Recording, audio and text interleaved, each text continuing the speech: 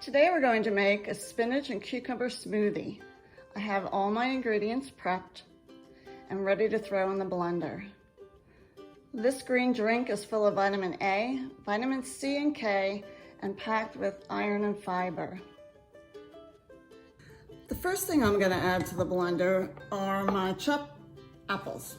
Put them in at the bottom, nice and crunchy. Granny Smith apples, and then I'm also going to throw in my cucumbers. I'm going to give them a little bit of a whirl in the blender to get started.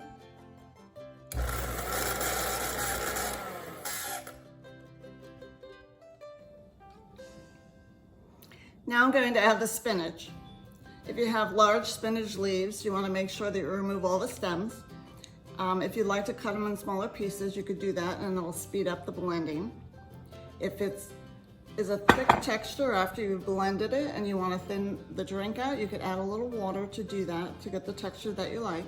I wouldn't add any more lime juice or lemon juice because it might be a little too tart. Next, I'm going to add my nice crunchy celery, the juice of my limes and my lemons, some fresh parsley that's been washed with the stems removed. Put on the lid and give it a whirl.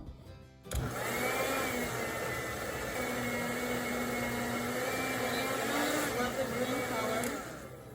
Now I'm going to add my fresh ginger root. This gives it a really wonderful, bright flavor. If you don't have fresh ginger root, you could also substitute some ginger powder for this.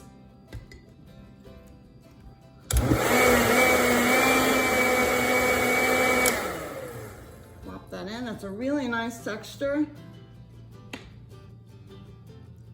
If you would like to have this a little thinner, you could add a little more water instead of doubling up on the lemons and the limes to make it a little too tart. I would add a little bit of water until you get it the consistency that you like.